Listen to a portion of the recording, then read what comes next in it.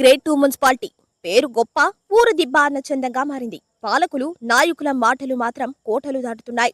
కానీ కనీస అవసరాలు సైతం కొన్ని వార్డులలో తీరటం లేదు. ముచ్చిరెడ్డిపాలెం మున్సిపాలిటీ పరిధిలోని 19వ వార్డు వవేరులో రాత్రైతే ప్రజలు బయటకు రావాలంటే భయభ్రాంతులకు గురవుతున్నారు. గత 20 రోజుల నుండి వీధి లైట్లు వెలగకపోవడంతో వృద్ధులు, చిన్నపిల్లలు వీధులలోకి రాలేని దుస్థితి నెలకొంది.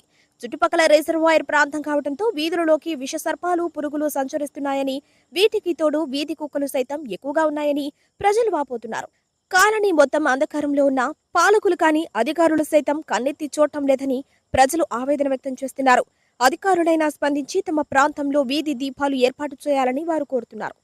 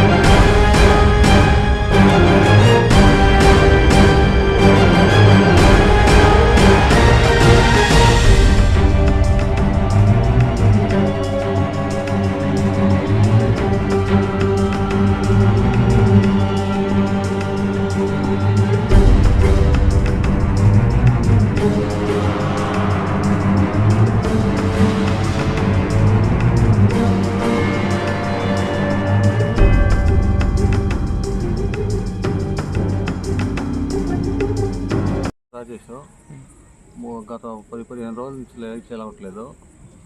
మాకు కొంచెం పాములు కొంచెం భయంగా ఉంది. అధికారులు స్పందించాల్సిందిగా కోరుతున్నాం.